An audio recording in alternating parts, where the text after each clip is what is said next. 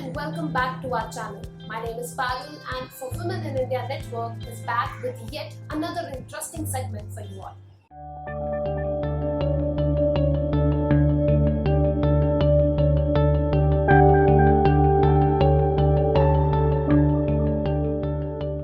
A lot of us have the dream of starting an NGO to provide free education or for rehabilitation of refugees or animal welfare.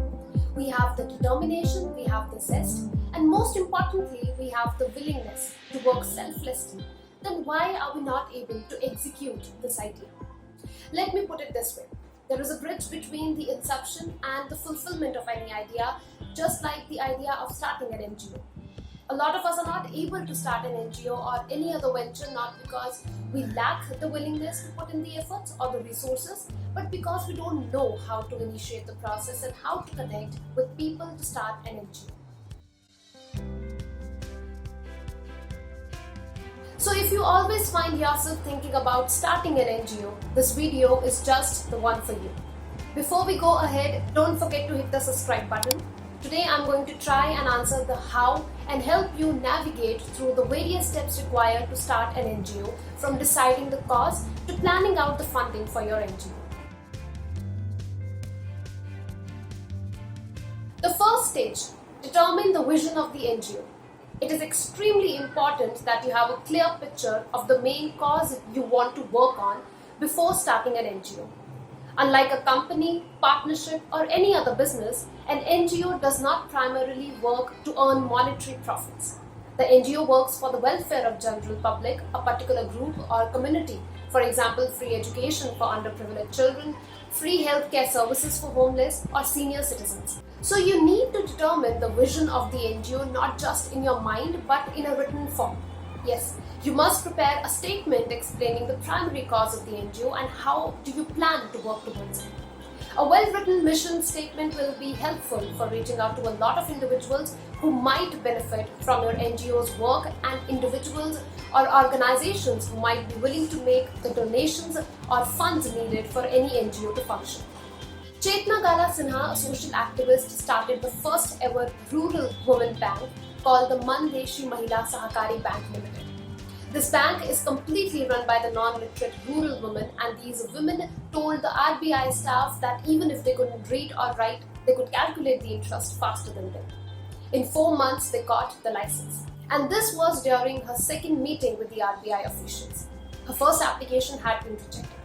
Her story presents an inspiring and interesting account of how women can basically do anything, even create a bank of their own. The next step is setting up the governing board. After preparing the mission statement, it is time to determine who will execute the same. You need to set up a board of directors and other members who will be trusted with the responsibility of governing the NGO's activities. This board will be entrusted with various powers as well as functions like financial management, human resources management, public relations and strategy to perform at different points of time.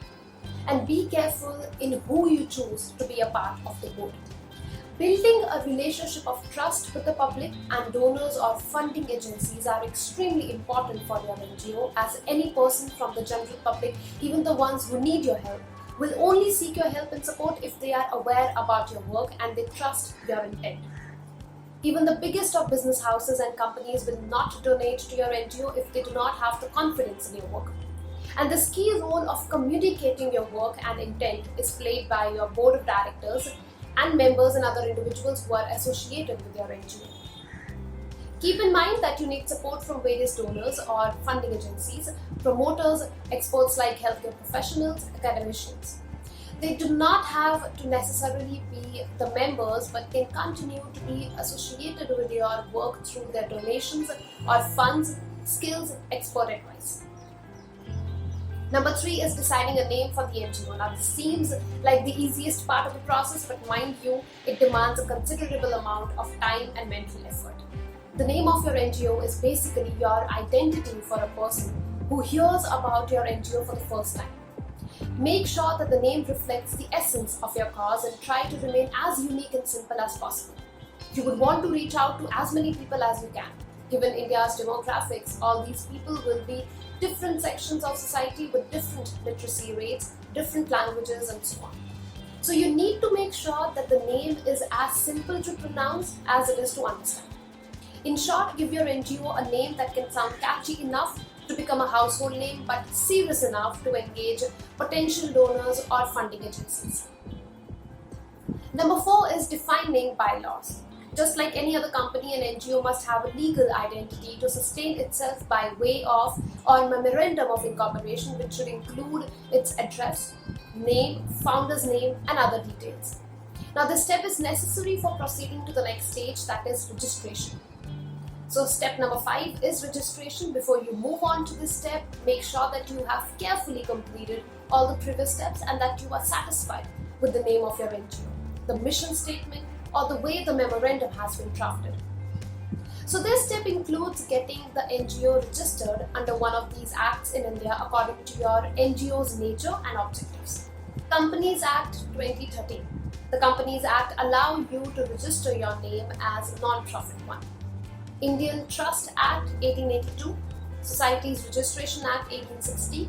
Documents required for registration of an NGO will be the name of the society, address proof of the office, identity proof of all the 9 members, which can be driving license, copy of passport, voter ID, Aadhaar card, 2 copies of the memorandum of association and bylaws of the society. Drop us a comment below if you would like us to explain how to draft a memorandum of association and the bylaws procedure of registration. All the above mentioned documents are required to be submitted to the Registrar of Societies in your state. Subsequently, the Registrar will grant the recognition to your NGO if he or she is satisfied with all the documents within a month. Step number 6 is start looking for funding prospects. Now, needless to say, this step demands the most amount of effort and time. Make sure that you stay patient and positive. Setting a budget for an NGO basically involves the amount of money that you are going to spend for the cause, the money that you can spend on buying different resources and provide infrastructure for the NGO or its activities. Your budget could be set according to your long-term or short-term needs. It is strongly suggested that you keep your long-term goals in your mind while deciding on a budget for your NGO. This is important so that you can ensure that the work you wish to do, you are able to do it without any roadblocks, the lack of money being one of the barriers. Now, the amount and sources of funds will depend on you and the individual you have chosen as members and board of directors for your NGO. The better the network, higher the funds. This is not to say that you cannot generate funds if you do not have connections or a big social network. Social media platforms have made it extremely easy to reach out to people, given that you are determined to put in the effort and present your ideas and goals in the right manner. You might want to start off with a humble budget in that case and keep strengthening your relations with the existing donor, no matter how small in number.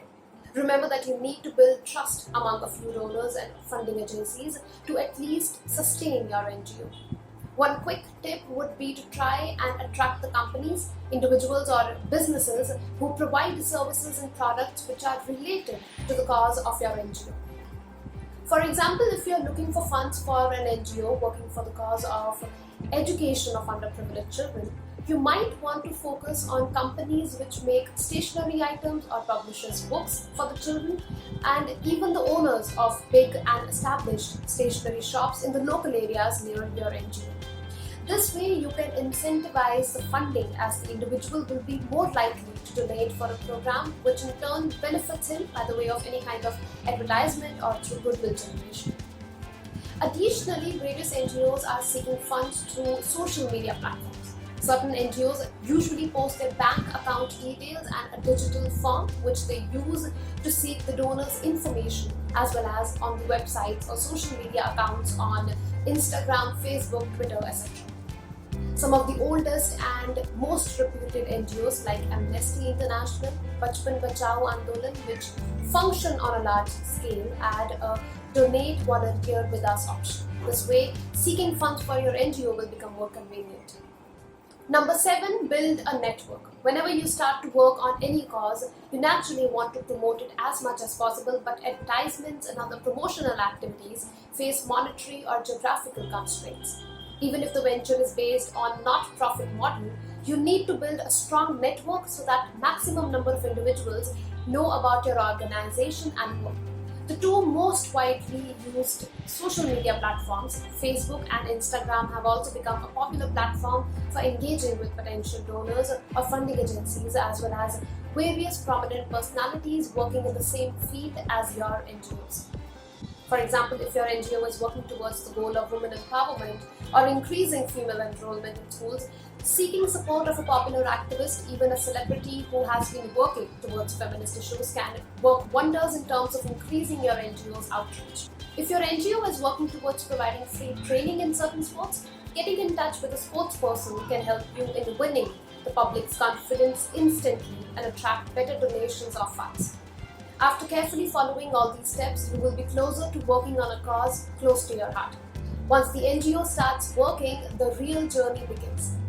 Working in an NGO, and that too as its founder, demands commitment and selflessness.